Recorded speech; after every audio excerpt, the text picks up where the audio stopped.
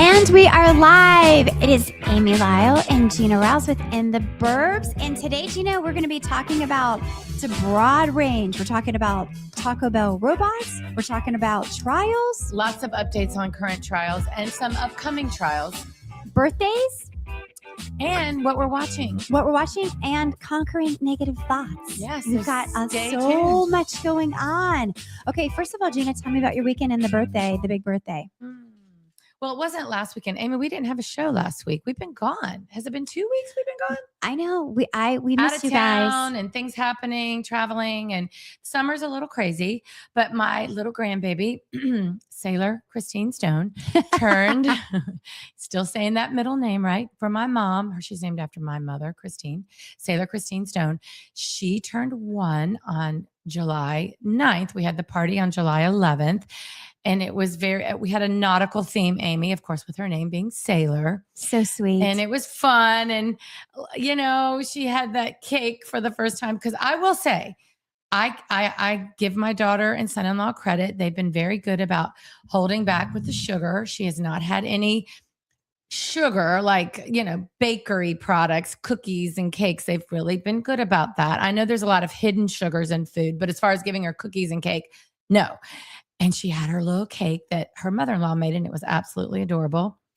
And at one point I said, Kinsey, I think we need to cut her off. We need to stop. I think she's had enough cake. She's a cookie monster. And she's just shoving it in her mouth. I'm like, girl, I get it. Cake is good. So it was really fun. It was sweet, and it was a wonderful day. And can't believe she's won, Amy. Okay, on the other end of that, my daughter Madison it's her birthday today, and of course she's gonna spend it with her boyfriend and her friends. Well, of course, but hopefully her fiance, because she is getting married coming up. But hopefully soon we'll celebrate. I want to take her out to lunch and do something or dinner or whatever she'd like to do. So happy birthday to Sailor and Madison. Well, Madison. Sorry. Yeah.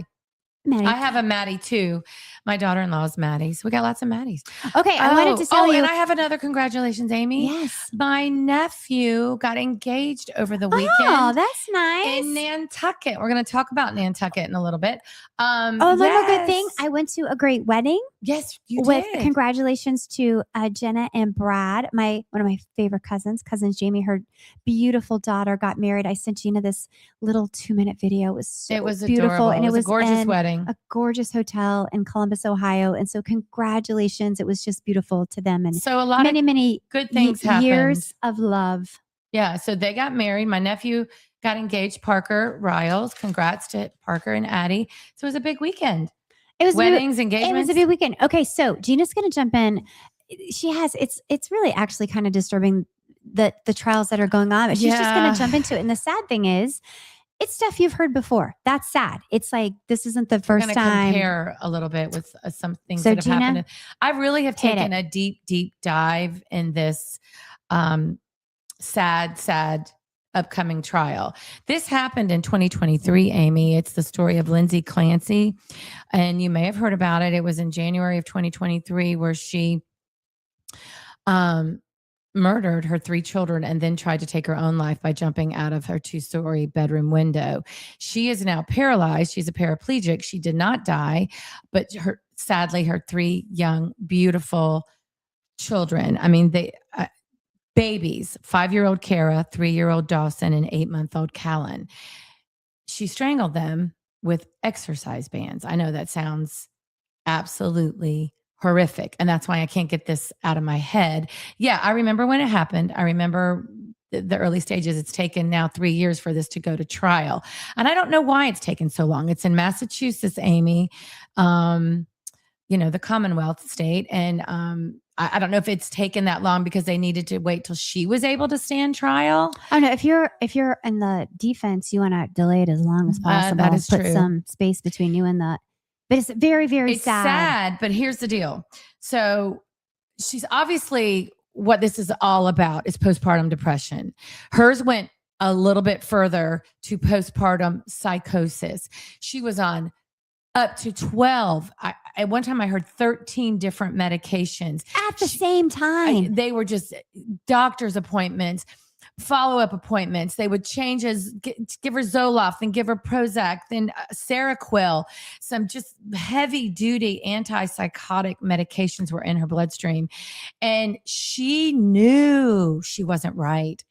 Her husband they've been dealing with this for months. I think it happened with earlier pregnancies. This was after the third child was born, the 8-month-old baby, when things have got really, really out of hand. So what the prosecution is saying, what she did, Amy, is the night of the killings, this is what's so awful. It's hard to absorb and comprehend. But if you're in the middle of a psychotic event, these things happen. She actually sent her husband off to pick up takeout food that evening and also to stop off and get some medication for one of the children. And the restaurant that he went to was a lot further away than a normal restaurant they would go to, even though they'd been there before. It was going to take a little bit longer. And there's an Apple Google search of her seeing how far away this restaurant was. It was definitely premeditated. And so it's just like, I feel like the prosecution, per Eugenia, is jumping on. They're saying it's premeditated. She's probably been thinking about it for a long time because she's crazy. Yeah, I mean, they're saying, she's in a crazy state of mind right now there's some bipolar diagnosis that may be coming into play here, some schizophrenia, that all go along with this postpartum depression psychosis. So it's a step further. It's not just postpartum depression. Postpartum depression happens to 1 in 7 women. I think I feel like I may have experienced a little bit of that, not to the point that I wanted to harm myself or anybody else, or God forbid, my children. Postpartum depression, you're just feeling down. You got the blues. You you just can't get yourself together. This is an extreme. This is taking it to and it didn't help. To Gina's point, with taking 12 different drugs, there are some lawsuits going on because a physician should not just keep giving the person additional drugs. Gina was talking about they should have put her someplace in a facility and been able to do blood tests and get her off of everything and monitor that and start over to see. And she called hotlines. She knew she was going to do something. She felt that something bad was going to happen. And she called like a suicide hotline. And you know what they told her, Amy? They said, oh, you don't own a gun, you don't own a knife, then you're not really a threat to yourself. And I mean, that's insane. So yes, there are civil lawsuits against the medical community that were involved in prescribing all these medications for her, hospitals that were involved, because somebody dropped the ball here. There's something should have been done. Yes, she should have been admitted to a hospital. If that had happened, maybe none of this. If somebody says they're thinking about doing that, you should admit them. And when Gina told me that, I was like, making a call to a suicide hotline. Exactly. And it's like, what more do you need? I told Gina, I go, well, remember Kate Spade and Anthony Bourdain, within 1 week of each other, they hang themselves. Like you don't need a gun. No, there's other ways. She jumped out of a window. That's what she did. Anyway, she jumped out of it. But I had to bring this up, Amy, because this brought me back to another sad situation. And it reminded us of the story of Andrea Yates back in 2001, who drowned her 5 babies. Remember that? Some of you do. Laid them out in the church clothes. Oh, it's awful, awful, awful. Well, she was convicted of capital murder in her first trial, but then later she was retrialed and was found not guilty for a reason of insanity. The postpartum psychosis defense came into play for her as well. So they have more experience with that now, knowing that it's a real thing. So I do feel like that's going to help Lindsay Clancy. I've seen her in the courtroom that right now they're doing jury selection, and this is in Massachusetts. Like I said, they need 18 jurors. I think some of those are alternates. I don't know how many will actually stand. I don't know what it is, and maybe 12, but they got to have all those alternates, So I think they were down to 17 today. They should have 18. And then the opening arguments will probably start either tomorrow or Friday. So this trial will last 4 to 6 weeks.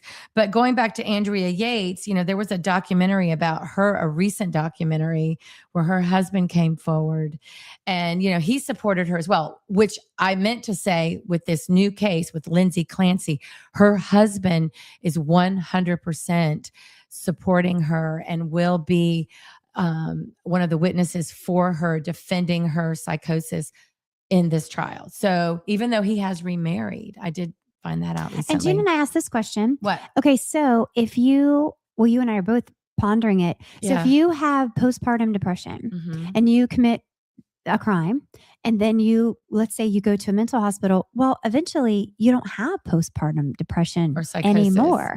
And so it's just like, then do you stay in the mental hospital forever because you don't have that anymore? And so it's just very, I guess it depends on the situation, Amy. You have to very probably go tricky. through a lot of therapy, and they have to go before some type of board that says you're not a harm to yourself or anybody else. I'm sure it takes years. I don't think Andrea Yates, I remember that documentary that I watched. I could be wrong on this. Somebody can correct me if I'm wrong. I don't think she's getting out of that mental institution. And I'm sure every state has their own laws. So I think she's in a mental institution, but is apparently doing well. And I believe her husband went to visit her from time to time. But that's I don't know. It's just so sad. So sad. Okay, we're moving on to the next sad thing is the death of the murder of Charlie Kirk. And so they had a week-long preliminary hearing to say, is there enough evidence to move this forward? And believe it or not, they don't know yet. And, obviously the defense is disagreeing with the prosecution. The prosecution is saying, oh, look, we have this video footage. Look, we have some DNA stuff. We've got some, text. And then the defense is saying that DNA. And he admitted it. He texted his boyfriend, lover at the time. He said, I will did say those this. texts sound like they came from military people. Strange.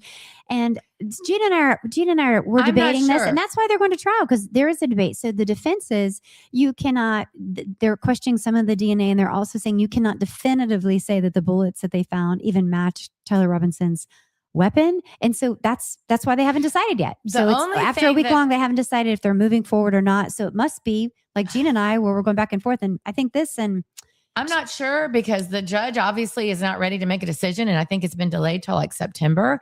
So there's obviously a lot of stuff going on behind the scenes too. And the only question I have with him, this young kid, this Tyler Robinson, what kind of a sharpshooter was he? He didn't practice shooting guns, did he? I mean, he was on the rooftop, and that one shot, he was able to take him out from a building, and it was pretty far away.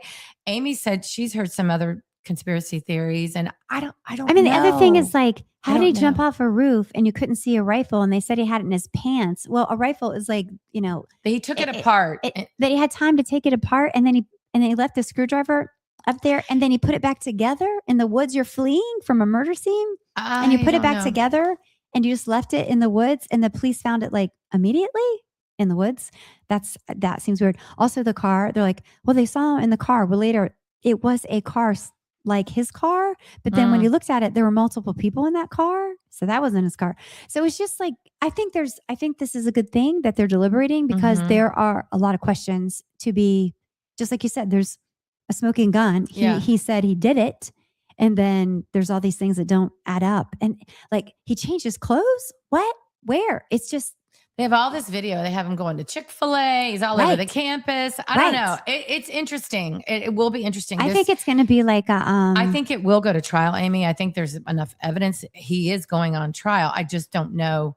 I would love to hear what the defense is going to say when this goes to trial. He's in prison. I'm interested in what the prosecutor's going to say. I guess we're going to find out. We're going to find out. That's going to be one that Gina and I both watch. Yes. I can't watch all of them. You can't watch them. I can't watch the baby ones. Let me go back to that. The trial with the Lindsay Clancy that we were just talking about. Speaking of the jury, they were saying that they're really, having a difficult time finding jurors that can withstand, listening to the 911 call. Apparently the 911 call from the father was just horrific. You can only imagine finding the babies and the autopsy. I can't do that. My They soul have to can't show take it. pictures. You have to see pictures of this.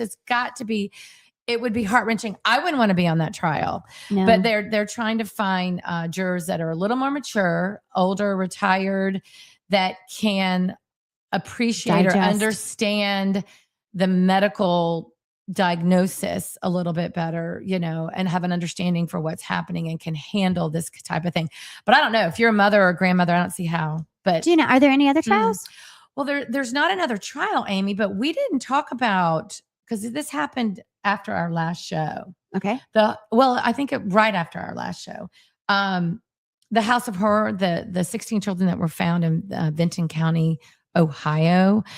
Horrific scene where they went into this home, and the home was just it shreds. I mean, trash everywhere. I don't even know where these children slept, but apparently they were found in a 12 by 12 room, 16 children ranging in age from 1.5 to 18. There were 4 adults living in the home. The Snyders, if you haven't heard about this, you've probably been living under a rock. I've been living under a rock. Amy, what?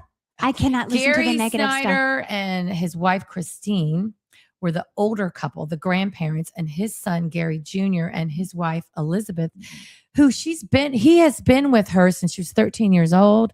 They got married when she was 15. She started having children. No, it's a horrible situation. Started having children in 2008. She's basically had a child almost every year. The children are alive. They're all alive. Oh, okay. I didn't know how that was going to end. No, they're alive, but they're all now in foster care. These 4 adults have been arrested. I think, this poor woman who is all of about 33, 34 years old has given birth to 16 children, Amy. She's probably bananas. And I think she's been abused. Obviously, there's no trial yet. This is just all the evidence is coming out. And I'm sorry, how did they find out? The kids have never been to school. As a matter of fact, the 18-year-old couldn't even write her name. They can't even communicate. We're talking. Were they sexually abusing the kids? I don't know. That hasn't come out. How much do you want to bet that comes out? That hasn't come out yet. But these kids were, frail, and there was somebody that was worked at a Dollar General in the area. This was a small town, very poor area. Nobody was around. Apparently, they went to the home for an indecent exposure arrest for the dad of this 16 children. That's why they went there. Okay, that sounds to me very pervy. Well, I don't know what he was doing. They said he could have just been outside going to the bathroom, urinating, because the bathroom obviously didn't work inside this home. The pictures of this home are just absolutely horrible. This is a horrible situation. The children are now in the care of the state, of course, and there's been $1 million donated from the state of Ohio going to these children to make sure they get the care that they need. I mean, this is a see something, say something situation. Exactly. If you see something, Amy, if you're the type of person, you're like, I don't want to get involved. Really? You don't want to get involved in saving the lives of someone? Well, there was a Dollar General near the home, and a woman that worked there actually came out and said that. She said, I would see the mom come in from time to time, but at most she would have 1 child with her. Mm-hmm. Nobody knew there were 16 kids living in that home. And they looked terrible. They smelled. I mean, the investigators called these children feral. They said they take care of their livestock better than these kids were taken care of. That's terrible. And the woman would buy vegetable oil and sugar. Great. That's what they were feeding. It's not good for you. So terrible. It's a horrible situation. They're kind of calling it the House of Horrors, and it's the Elizabeth and Gary Snyder story. I will be following up on this because between this and the Lindsay Clancy trial, and I can't sleep, Amy. This is just too much. Okay, so Gina told me she couldn't sleep because she's having these reoccurring thoughts. So guess what? What? I got this book for Gina. What is it? It's called Conquer Your Negative Thoughts. Oh, The Secret to Emotional Freedom and Happiness by Daniel G. Amen. He runs the Amen clinics. Okay, so Gina, this is what I found out. And this is not just for like a reoccurring thought of that's super violent, terrible thing. This is just like for all of us that have reoccurring thoughts. So Gina, tell me if you have any of these. First, we'll address the kind of thoughts the kind of thinking that you have, which he calls ants, because they're, I'll get into that later. Like little ants. It's kind of like an all. Okay. So do you ever have all or nothing thinking? Kind of like, I'm on a diet. And it's like, I ate one cookie. All the time. See, Gina has that one. Okay. How about the always thinking? Like, let's say something you do and it fails and you're like, I always fail at that. I never get promoted. Okay, good. I don't do that. The next one is, I do this all the time. Okay. I focus on the negative. Like, I do something good and then I'm like, oh, but that last part, I didn't do that well. So it's like, yeah, I do that. Yep. I even if I do something well, but I tend to dwell on that one thing that I didn't do right. Yeah. And that'll drive me crazy. Yeah. Yes. A lot of people do that. Another one is you are thinking with your feelings. Like, let's say you mess up. And so you start thinking, I am stupid.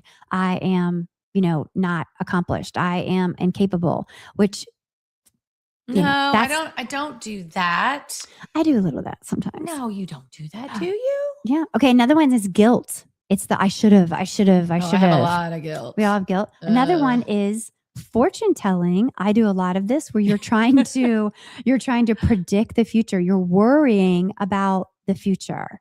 Well, I save all my little fortune cookie little things that come out and I tape them to my kitchen cabinets and I open if it's something good, I tape it or I leave it in my car when they're good. That's about it. Okay. I think a lot of people do worry about the future. Like, I do worry about the future. Yeah, you worry about the future. Like, oh my gosh, this world, what's going on? And my sweet grandchild is going into this evil world kind of a thing. I do that, Amy. And I think about now that I'm getting older, I don't know if I'm older than you, but I think about how many years, like how old my grandchild is and how old I'm going to be when she's this age. And when she goes to high school, I'm going to be with a cane. And I have to get those negative thoughts out of my head and start living, in the present and enjoying.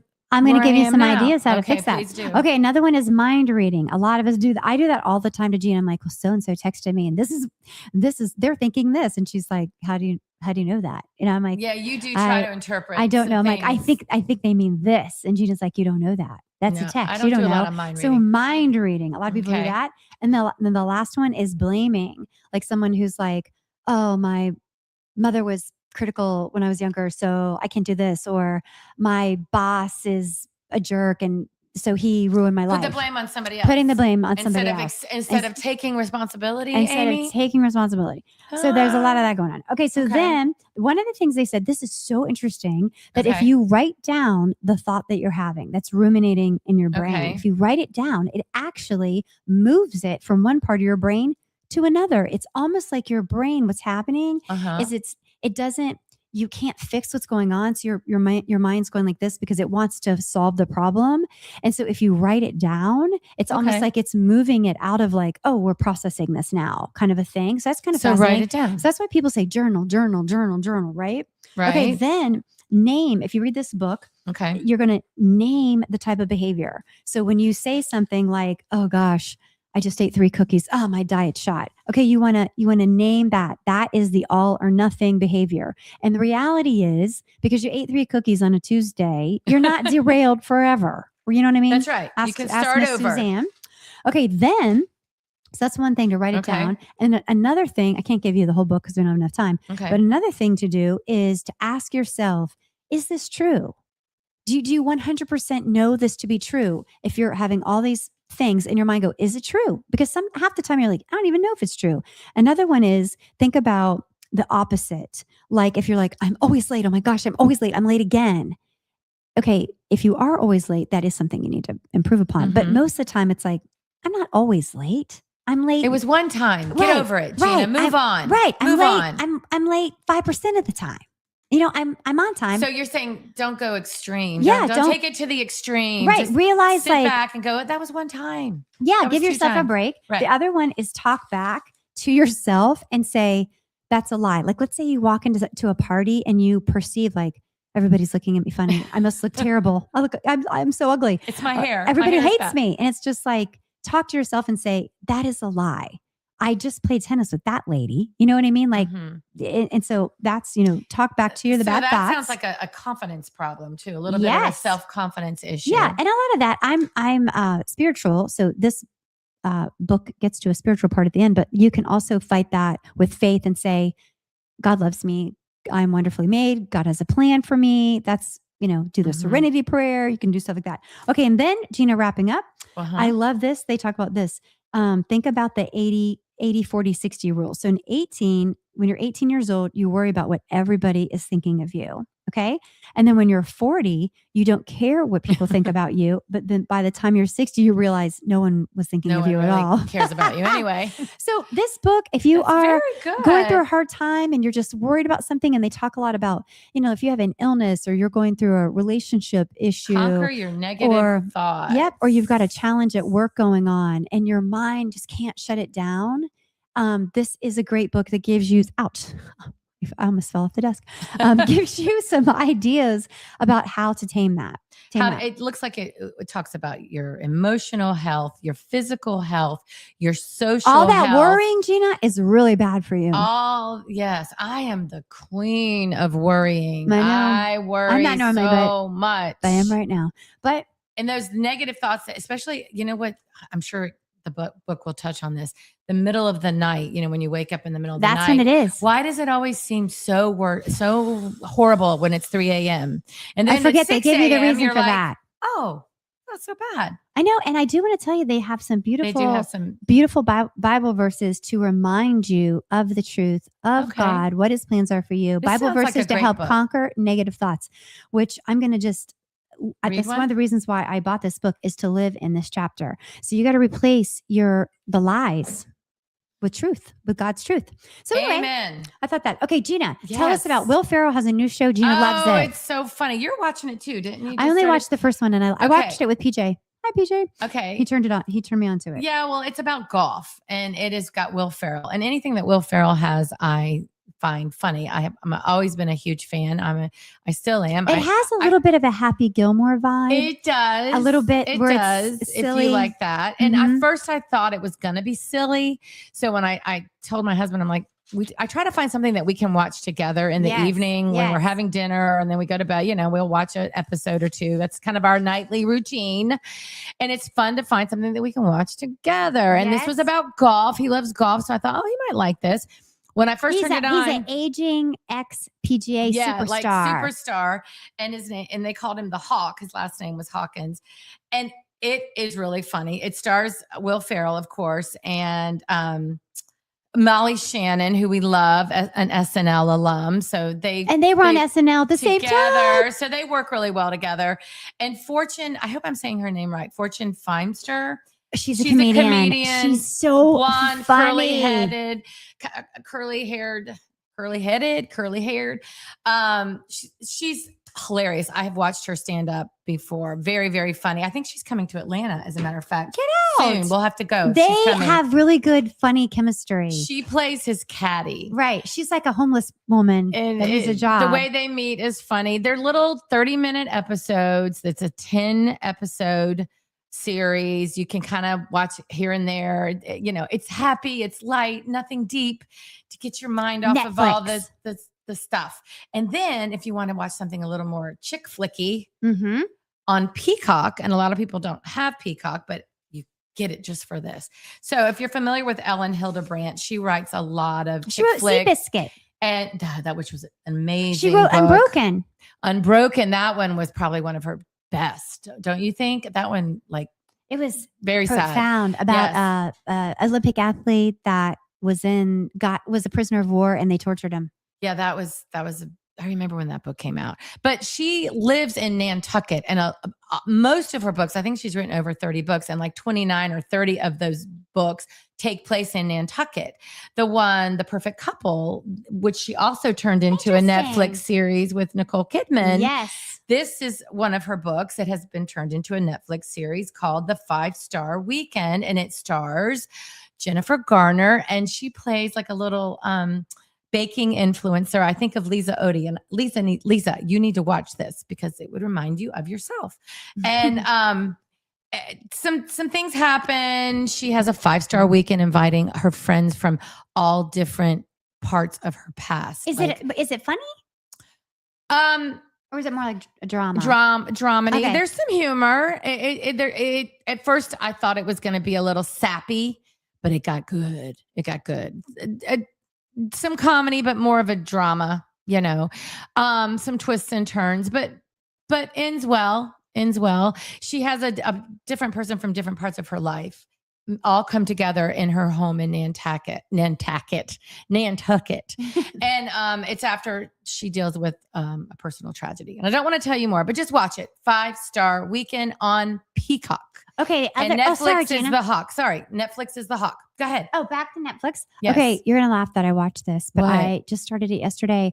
I like Rafael Nadal, the tennis player, from Mallorca. Yeah. And he has just this great story where he was this superstar tennis player in Spain. And everyone's like, you have to go to the United States and train. And he's like, no.